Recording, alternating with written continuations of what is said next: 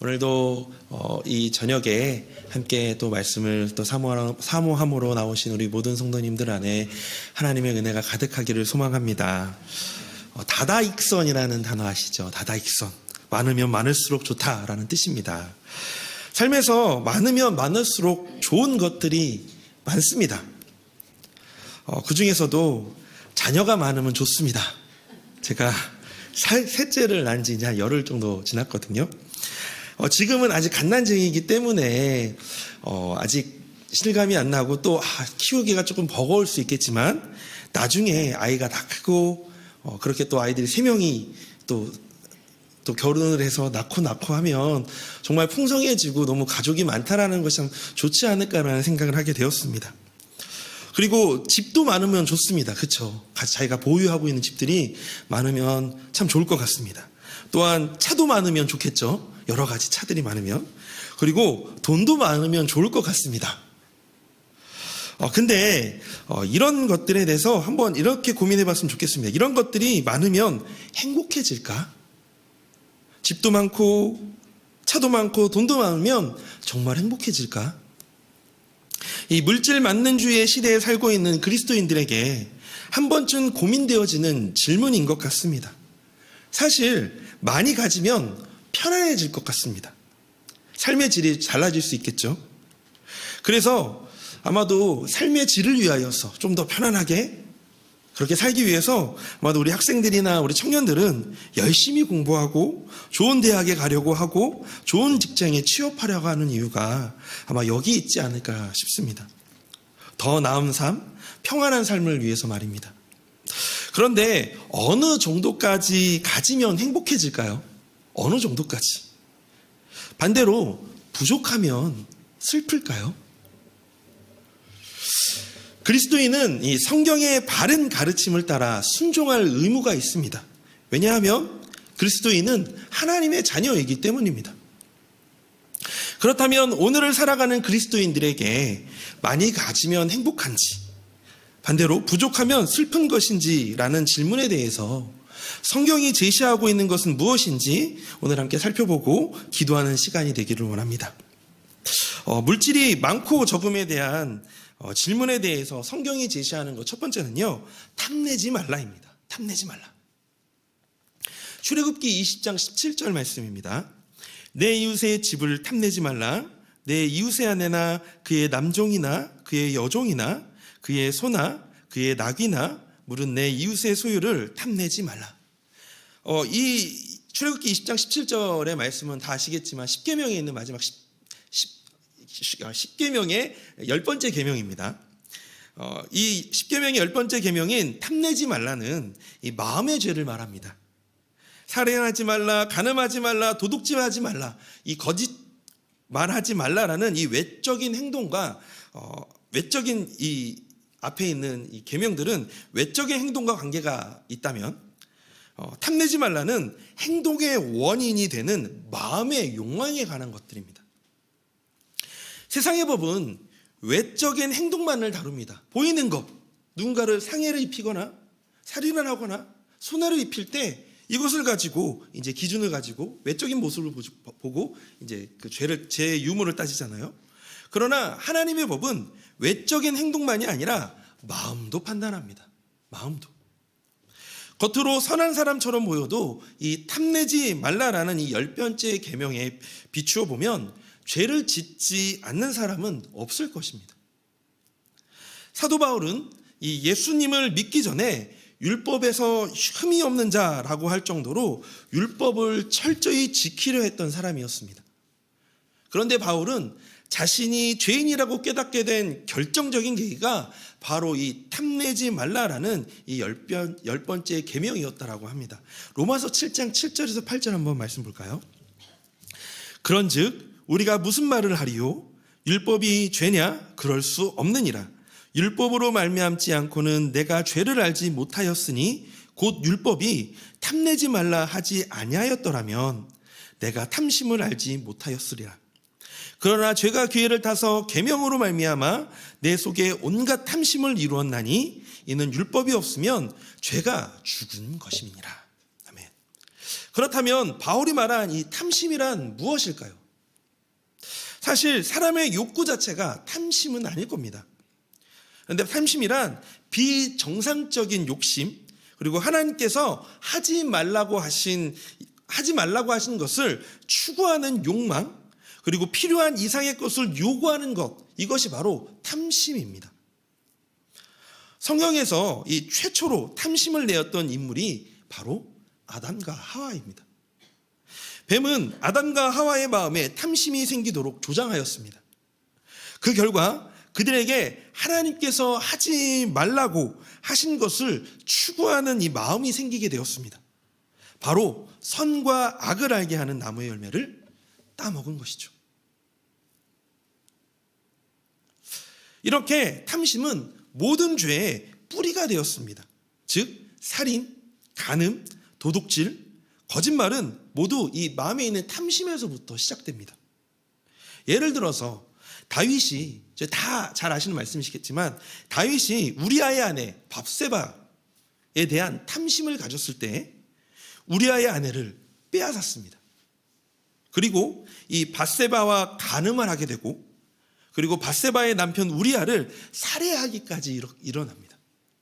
이처럼 죄는 행동 이전에 마음으로 시작됩니다. 탐심을 품으면 죄의 여러 가지 행동으로 열매를 맺게 되는 것이죠. 대표적으로 탐심 3가지가 있는데요. 다 아실 거예요. 물질에 대한 욕심, 그리고 그 명예에 대한 욕심, 권세욕이죠. 그리고 성욕이 있을 겁니다. 흔히 이 3가지 욕심만 부리지 않아도 도덕적으로 존경을 받습니다. 그 중에 물질에 대한 욕심은 우리는 육체가 가진 존재이기 때문에 우리가 살아가는데 물질이 꼭 필요합니다. 그런 우리에게 성경은 이 물질에 대한 욕심에 대해서 경고하고 있는데요. 디모데전서 6장 10절의 말씀입니다. 우리 함께 같이 한 목소리로 읽어볼까요? 돈을 사랑함이 일만하게 뿌리가 되나니 이것을 탐내는 자들은 미혹을 받아 믿음에서 떠나 많은 근심으로써 자기를 찔렀도다. 아멘. 일반적으로 이 물질에 욕심이 있는 이들은 하나님께 드리는 것을 아까워합니다. 하나님께 시간을 드리고 봉사로 섬기고 헌금을 드리는 것을 어려워하죠. 삶의 전부여야 할 하나님이 일부가 되어서 나의 만족과 유익을 위해 있어야만 하나님을 찾는 마치 부적처럼 생각하는 것 같습니다. 또한 물질에 이 욕심이 있는 이는요, 다른 사람에게 나누는 것 또한 아까워합니다. 돈과 물질을 꼭 움켜쥐고 살죠. 습관적으로 다른 사람에게 얻어먹기는 좋아하는데 다른 사람에게 베풀지 못하는 것은 이 물질에 대한 욕심 때문일 것입니다. 또한 명예욕이 있습니다. 이 신분과 지위에 대한 명예욕인데요. 모세 시대에 이 모세의 이 형제 아론과 미리암이 모세를 비방한 적이 있었습니다. 표면적인 이유는요, 이방 여인이었던 이 구스 여자를 취했다라는 것이었지만 실제로는 모세가 하나님과 누리는 특권적인 지위에 대한 이 욕심 때문이었습니다. 또한 다윗의 아들 압살롬, 이 압살롬은 아버지의 이 왕의 자리가 탐이 났습니다. 그래서 다윗에게 반역을 일으켰다가 결국 죽임을 당하게 되죠. 이러한 신분과 자리에 대한 욕심은요, 예수님의 제자들도 있었습니다. 가장 높은 자리에 앉기 위해서 제자들 사이에 주님 누가 더 높습니까? 주님 저를 그 주님의 보좌 오른쪽에 앉혀주세요. 높고 큼에 대해서 큰 다툼이 있었죠. 오늘날에도 이 초등학교 회장 선거에서부터 이 각종 선거가 있을 때 우리 속에 이 권세에 대한 욕심이 얼마나 뿌리 깊은지를 잘 알 수 있게 됩니다. 이것은 교회에서도 예외는 아닙니다. 이 교회에서 이 직분을 이 명예와 감투로 생각하는 사람들이 있습니다. 제가 예전에 있던 교회에 다닐 때 한 훈련을 이제 가게 됐는데요. 그 훈련이 그 순복음 쪽에서 하고 있는 훈련이었어요. 근데 그 훈련을 들어갔는데 거기에서 첫날 정말 수십 명의 사람들이 한 100명 정도 오셨던 것 같아요. 100명쯤 오신 사람들이 한 명씩 왜 왔는지에 대해서 이제 이야기를 나누는데 한 분이 이런 얘기를 하더라고요. 이 코스를 꼭 밟아야 내가 권사가 되기 때문에 권사를 꼭 하고 싶어서 권사님까지 올라가야 돼서 제가 이 훈련을 왔습니다라는 그 얘기가 지금까지도 벌써 10년이 되어져 가는 것 같은데 지금까지도 기억이 납니다. 이렇게 직분에 대한 명예, 이런 감투 때문에. 또한 이러한 탐욕은요, 흔히 시기와 질투로도 표출이 됩니다. 시기와 질투는 다른 사람이 나보다 더 나은 것을 참지 못하는 것이죠. 이러한 시기심은 주로 가장 가까이 있는 사람에게서 일어납니다. 제가 나보다 더 잘하는 것 같은데 속상해.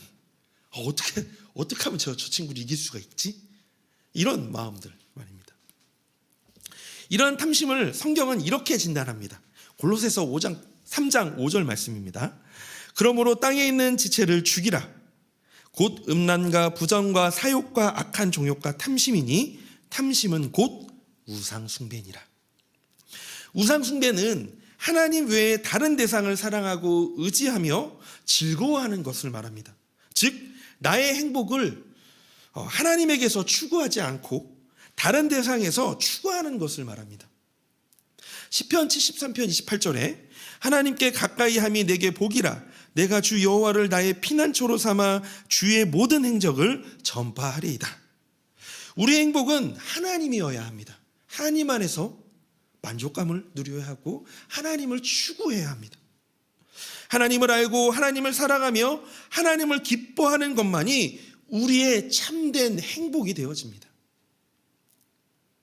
그 행복을 누렸던 다윗은 이렇게 고백했습니다. 시편 84편 10절 말씀 함께 같이 읽어보도록 하겠습니다.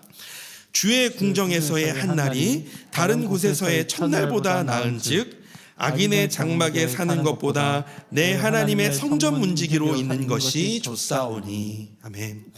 금은 보화가 아무리 많아도 넓은 궁궐에서 살아도 가장 높은 지위에 앉아 있어도 이런 삶에서 누리는 행복보다 단지 하나님이 계시는 곳에 단 하루를 지내고 성전 문지기로 사는 것이 더 큰 행복이라고 다윗은 지금 고백하고 있는 것입니다. 이처럼 성경은 아무리 많이 가져도 탐심으로 가득하면 행복할 수 없다라고 말합니다. 다윗도 하나님을 믿는 사람으로 자신의 삶에서 무엇이 진정한 행복임을 깨달았는데 우리도 다윗과 같이 하나님을 믿는 사람으로서, 우리 하나님 믿는 사람이잖아요. 믿는 사람으로서 하나님 안에서 누리는 이 진정한 행복을 깨닫기를 소망합니다. 그렇다면 우리가 이 탐심에서 벗어나려면 어떻게 해야 할까요? 두 번째, 성경에서 제시하는 것이 바로 자족하는 마음을 가지라입니다. 디모데전서 6장 6절에서 8절 말씀입니다. 자족하는 마음이 있으면 경건은 큰 이익이 되느니라. 우리가 세상에 아무것도 가지고 온 것이 없음에 또한 아무것도 가지고 가지 못하리니 우리가 먹을 것과 입을 것이 있은즉 족한 줄로 알 것이니라. 아멘. 자족하는 마음으로 번역된 단어가요. 단어의 이 뜻을 이야기를 드리면 이 상황에 구애되지 않는 초월적인 자기 만족을 지칭하는 데에서 사용되어졌다고 합니다. 이 자족하는 마음이라는 이 원어의 뜻이요. 원어가요. 즉 예측하지 못한 상황이나 조건에 따라 흔들리지 않는다라는 뜻이 바로 이 자족하는 마음이라는 이 원어의 뜻이거든요. 그러나 바울이 6절에서 언급하고 있는 자족은 자기 노력에 의해서 스스로 만족하는 것이 아니라 그리스도로 충족되는 것을 말합니다. 그리스도로 충족되어지는 것. 빌립보서 4장 13절에 이렇게 얘기합니다. 내게 능력 주시는 자 안에서 내가 모든 것을 할 수 있느니라. 예수 그리스도의 능력은 환경의 노예가 되지 않게 하는 능력, 그 상황에 매이지 않게 하는 능력입니다. 우리의 마음은 환경의 변화에 매우 민감합니다. 아무리 믿음이 좋은 사람도 갑작스러운 환경의 변화에 당황합니다. 이럴 때는 믿음이 어디 있는지 기도도 안 나오고 찬양도 안 나오게 되죠. 한참 그러다가 다시 주님을 찾게 되는 것이 우리의 일반적인 현실입니다. 그런데 그와 같이 암담한 사랑의 상황에 놓여져 있었을 때 이상한 힘이 내 안에 일어나는 것을 봅니다. 도무지 나 자신도 가눌 수 없는 환경인데 이상하게 환경을 주무를 수 있을 것 같은 자신감이 생기고, 그런 환경 때문에 절대로 망하지 않을 것이라는 이상한 신념도 생기고, 비록 환경이 어렵지만 어떻게든 되겠지 하는 이 나름대로의 이 기대도 생기면서 환경을 내다보게 되는 그런 힘을 갖게 되어집니다. 하나님께서 이런 상황 중에 주시는 능력이 있습니다. 그 능력을 받으면 아무리 어려운 환경에서도 환경의 노예가 돼서 끌려가지 않게 됩니다. 그 능력을 받으면 아무리 내 안에 부요한 환경에서 돈의 노예가 돼서도 끌려다니지 않습니다. 환경을 초월해서 모든 것을 다룰 수 있는 신비로운 힘이 나에게 생기는 것을 알게 됩니다. 바울이 바로 이것을 이 말씀에서 이야기하고 있는 겁니다. 이 자족하는 마음에 대해서. 그렇다면 이 자족하는 마음은 어떻게 생길까요? 먼저 자족하는 마음은 하나님을 깊이 아는 데서 오게 됩니다. 고린도후서 3장 5절 말씀입니다. 함께 같이 읽어볼까요? 우리가 무슨 일이든지 우리에게서 난 것 같이 스스로 만족할 것이 아니니 우리의 만족은 오직 하나님으로부터 나느니라. 아멘. 하나님께는 모자람이나 결핍이 없습니다. 하나님은 이 세상의 창조주이시며 모든 필요를 공급하시는 분이십니다. 그러므로 하나님과 바른 관계를 맺는 사람은 세상의 모든 것을 얻는 사람입니다. 두 번째는요, 자족하는 마음은 하나님의 섭리를 신뢰하는 데서부터 옵니다. 골로새서 1장 11절의 말씀에 그의 영광의 힘을 따라 모든 능력으로 능하게 하시며 기쁨으로 모든 견딤과 오래 참음에 이르게 하시고, 자족하는 마음은 하나님을 사랑하는 모든 자에게는 모든 것이 합력하여 선을 이루게 된다는 이 바울의 고백처럼 하나님의 선하심에 대해 확신이 있을 때 가능하게 됩니다. 이처럼 현재의 고난도 결국 하나님의 이 전체적인 안목에서 볼 때 나에게 유익한 일임을 알게 되는 것이죠. 시편 121편 1절부터 2절의 말씀입니다. 내가 산을 향하여 눈을 들리라. 나의 도움이 어디서 올까? 나의 도움은 천지를 지으신 여호와에게서로다. 사실 우리의 일상에서 다 이해할 수 없고 받아들이기 쉽지 않은 일도 있습니다. 그러나 이 자족한 마음은 우리의 고난조차도 우리를 유익하게 하시는 하나님의 섭리 안에 있다는 것을 확신할 때 생기게 되어집니다. 결국 자족이란 우리의 현재 상태가 최고임을 인정하는 겁니다. 지금 내가 처한 상황이 어떠하든지 하나님께서 가장 좋은 상태로 주신 것이고, 이것은 하나님의 작전 가운데 있는 것이며 나에게 가장 복이라는 것을 믿는 신앙이 바로 이 자족입니다. 그렇기 때문에 자족은 지금 내가 가진 것을 남들의 것과 비교할 것도 아니고 각 인생에게 다양하면서도 고유하고 독특하게 하나님이 주신 선물이라는 것을 믿는 것입니다. 반대로 자족하지 못하면 마약처럼 자신의 결핍을 외부의 것으로 계속 채우려고 하고 거기서 오는 더 큰 결핍으로 영혼은 더욱 궁핍하게 되어집니다. 그러므로 너무나 이 어려운 시기에 살고 있는 이 그리스도인들에게 자족은 이 시대를 살아갈 해답이 되어집니다.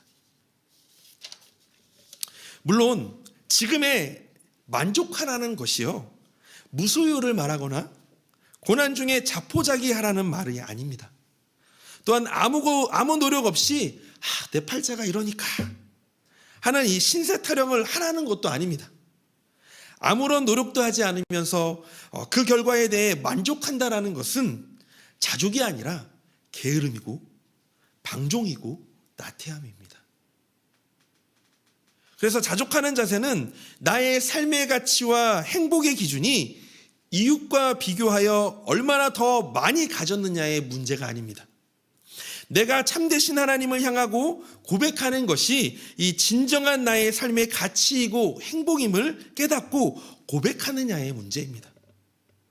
인생의 가치를 돈과 소유로 따지기 시작하는 순간 우리의 마음에서 자족은 사라지고 이웃의 것을 탐내는 마음만 남게 될 것입니다. 그러므로 어떤 일이든지 과정에 있어서 하나님께서 베풀어 주실 은혜를 기대하며 이 최선을 다하되 그 결과에 대해서는 자족하는 것이 정말 중요합니다. 결과가 어떠해도 때로는 자신의 노력에 합당한 결과가 아니더라도 이렇게 열심히 했고 이렇게 열심히 준비했는데 왜 하나님 나에게 이렇게 열어주시지 않는 거야? 너무 이해가 되지 않는데? 라는 마음이 들더라도 그 결과 안에 하나님의 뜻하심의 의미를 발견해내는 것이 필요합니다. 그리고 그에 대해 하나님께 진심으로 감사하며 영광을 돌릴 수 있어야 합니다. 이것이 바로 자족하는 자세입니다. 이 자족하는 마음이 우리 성도님 안에 가득하기를 소망합니다. 내가 어떻게 해서 채우려고 하지 마시고 말씀이신 예수님으로 채우시기를 소망합니다. 눈을 들어 우리의 도움이시고 소망이신 주님의 능력으로 다시 일어나고 다시 살아가는 성도님이 되시기를 주님의 이름으로 소망합니다.